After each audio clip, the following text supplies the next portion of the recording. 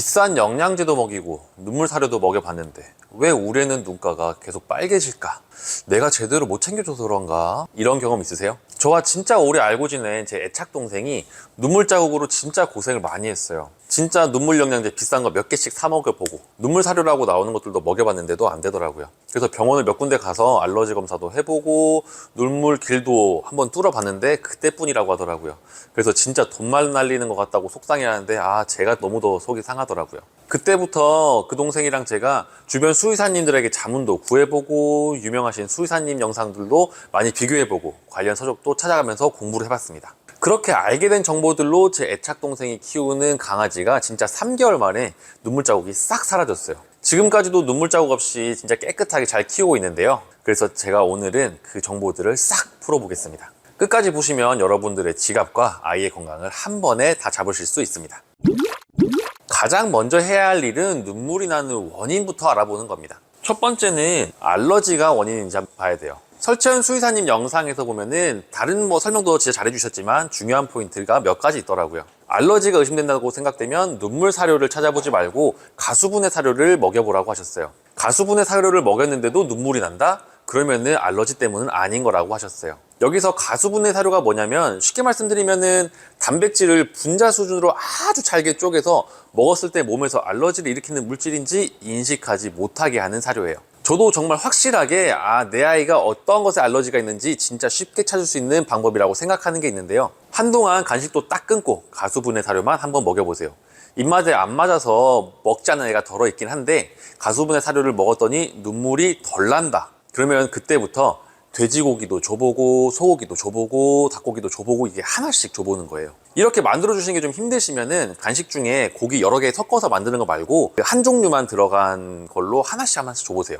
저희 애착 동생과도 가장 먼저 했던 게 알러지 테스트였어요. 간식을 하나씩 먹여보면서 2, 3일 정도 지켜보니까 이게 좀 한 달 정도 걸렸던 것 같아요. 이렇게 하나씩 제거해 가면서 알러지를 찾는 게 병원에서 알러지 검사하는 것보다 조금 더 나을 수도 있더라고요.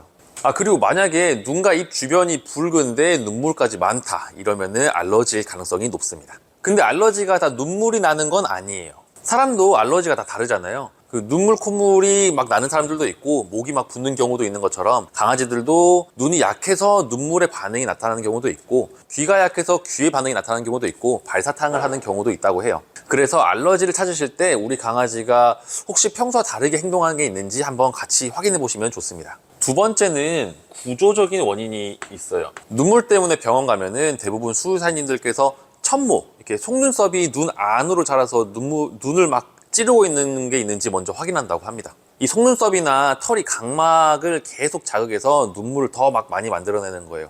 우리도 눈에 들어가면 눈물 막 줄줄 나잖아요. 근데 이거는 뽑기만 하는 거는 일시적이라서 원인을 제거하는 수술이 필요할 수도 있다고 합니다. 또 하나의 경우는 눈물이 코로 빠져나가야 되는데 코가 촉촉한 이유 중에 하나이기도 하죠. 그 길이 막혀서 눈물이 눈 밖으로 흐르는 게 원인이 될 수도 있다고 해요. 윤쌤의 강아지 상담소에서 윤쌤이 말씀하시는 그 유루증이 이거예요. 보통 1, 2만 원대로 눈물길이 막혔는지 검사가 가능한데 이 막힌 길을 뚫어주는 시술은 마취를 해야 하고 재발할 가능성도 크다고 합니다. 그래서 수의사 선생님과 상담을 한번 해보시는 게 좋을 것 같아요. 저희 애착 동생 강아지도 그 왼쪽 비루간의 흐름이 좀 좋지 않아서 눈물이 왼쪽이 좀 더 많이 나는 케이스였더라고요. 그리고 눈이 좀 튀어나오게 생긴 친구들은 그 내안각, 요 각이 그 다른 강아지들보다 좀 커서 눈물을 잘 받아주지 못하고 아래쪽으로 흘러나오는 경우도 있다고 해요. 제가 수의사님들한테 조언을 구하면서 알게 된 사실인데 강아지들이 크면서 눈물이 좀 덜 나는 케이스가 있다고 해요. 강아지 때는 어리니까 얼굴 뼈가 아직 작고 공간이 좀 안쪽이 빽빽하니까 그 눈물이 빠져나가는 길이 원활하지 않을 수도 있다고 합니다. 그런데 크면서 얼굴뼈가 좀 자라고 모양이 바뀌면서 눈물길이 조금 더 편해져서 어릴 때보다는 눈물이 코로 잘 빠져나갈 수도 있다고 해요. 그래서 너무 어릴 때는 이런저런 시도보다 조금 클 때까지 한번 지켜보시는 것도 방법입니다. 세 번째는 염증 아니면은 미세먼지. 다양한 염증이나 미세먼지 때문에 눈물이 많아질 수도 있다고 하는데 만약에 눈을 깜빡깜빡거리는 게 평소와 좀 다른 것 같다 그러면은 병원에 가셔서 진료를 한번 받아보시는 게 좋습니다. 자, 여기까지 하셨으면은 눈물이 왜 났는지 웬만하면 다 확인하실 수 있을 거예요. 근데 사실 제가 가장 신기했던 거는 빨간 눈물을 흘리는 게 아닌데 왜 빨개질까 였었어요. 그래서 찾아보니까 눈물에는 폴피린이라는 특별한 성분이 조금씩 들어있다고 해요. 폴피린은 원래 피 속에 그 적혈구에 있는 철과 관련된 물질인데, 적혈구가 분해되고 몸에서 대사, 처리가 돼야 되는데 일부가 눈물이나 침으로 같이 나올 수도 있어요. 이 눈물이나 침에 섞인 폴피린이 햇빛 같은 빛을 받으면 색이 변하면서 털을 빨갛게 염색해 버리는 거예요. 그래서 원래 눈물이나 침은 투명한데, 침을 많이 흘리거나 눈물이 많은 아이들은 눈 주변이나 입 주변이 점점 붉게 물들 수도 있어요. 그래서 이 눈물 자국을 어떻게 없앨 것인가? 첫 번째 방법은 눈물 자국의 근본인 눈물을 줄이는 방법입니다.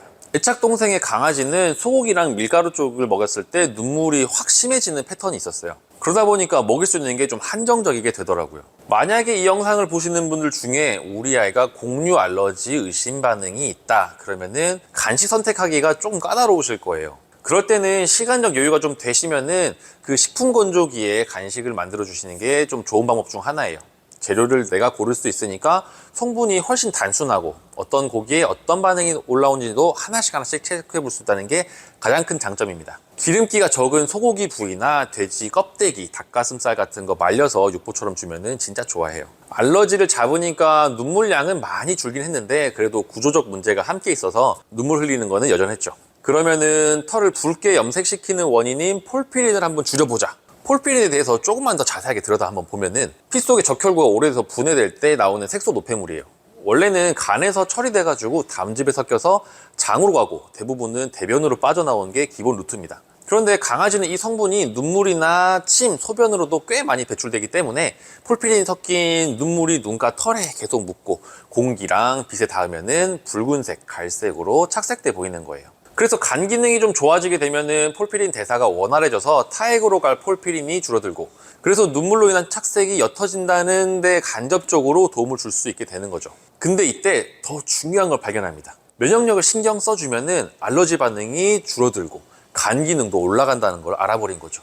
아이 몸 컨디션, 특히 알러지에 관여하는 면역과 항산화 쪽을 같이 신경 써주면은 과민한 알러지 반응이 좀 진정되는 건 물론이고 아이들 대사, 해독하기에도 더 편한 환경이 만들어지더라고요. 그래서 저희는 폴피린만 어떻게 줄이자 보다는 알러지, 항산화 컨디션을 한 번에 관리하는 쪽으로 방향을 잡았습니다. 그래서 항산화 영양제, 간 영양제 이런 걸 다 따로 사가지고 챙겨줬어요. 종합 영양제로 성분도 좀 고함량이 있는 제품들이 있어주면 좋은데 그런 제품을 좀 찾기가 쉽진 않더라고요. 그런데 제가 영양제 공부를 하면서 제품 고르는 방법에 대해서 조금 노하우가 생겨서 어떻게 하면 좀 쉽게 고를 수 있는지 영상을 따로 준비한 게 있는데 아래 고정 댓글에 달아드릴 테니까 한번 보시면 영양제 고르는 기준에 대해서 좀 쉽게 아실 수 있을 거예요. 그리고 매일 세수시켜주고 틈틈이 눈 주위를 그 세안 티슈로 닦아주고 좀 잘 말려줬어요. 이렇게 식단 관리, 그다음에 생활 관리, 그리고 안에서 도와준 영양까지 같이 챙겨주더니 3개월 만에 눈 주변이 정말 눈에 띄게 깨끗해졌어요. 제가 곁에서 이 과정을 지켜보면서 확실히 느낀 게 하나 있었어요. 세상에는 눈물을 뚝 멈추게 하는 마법의 영양제는 없다라는 겁니다. 제 애착 동생 강아지가 비교적 단기간에 좋아진 거는 독하게 알러지 간식을 끊어내고 매일 정성껏 닦아준 보호자의 끈기와 노력이 있었기 때문이에요. 이걸 보시는 보호자님들은 이런 땀나는 노력을 하셔도 우리 아이의 몸 상태가 받쳐주지 않으면 결국 제자리 걸음이 되기 쉽습니다. 아무리 겉을 닦고 밥을 바꿔도 몸속에서 계속 폴피린이 많이 나오고 면역이 떨어지면 밑 빠진 독에 물 붓기 같은 거예요. 이때 간 기능이랑 항산화, 면역 균형을 도와주는 영양제를 함께 채워주면 아이 몸에서 스스로 노폐물을 처리하고 알러지를 버텨내기 쉬운 거죠. 그런 기초 체력이 만들어집니다. 그러니까 보호자님들이 해주시는 생활관리가 앞에서 끌어주는 힘이라고 하면은 안에서 받쳐주는 영양은 뒤에서 밀어주는 부스터 같은 역할이라고 보시면 돼요. 둘 중에 하나만으로는 좀 부족하고 같이 갈 때 효과가 훨씬 빨리 안정적으로 나타나더라고요. 시중에 제품이 너무 많아서 도대체 뭘 어떤 기준으로 골라야 하지 하고 막막하시다면은 아래 고정 댓글에 제가 따로 정리해둔 영양제 고르는 기준에 대한 영상을 참고해 주시면 되겠습니다. 성분표 보는 눈만 좀 바뀌어도 우리 아이에게 어떤 제품을 어떻게 고를 것인가가 훨씬 편해지실 거예요. 우리 아이들 눈가에 붉은 눈물 대신에 환한 미소만 가득하길 바라며 오늘 영상 마치겠습니다. 오늘 내용이 도움되셨다면 구독과 좋아요 부탁드리고요. 지금까지 반려동물 관리사 전민도였습니다. 감사합니다.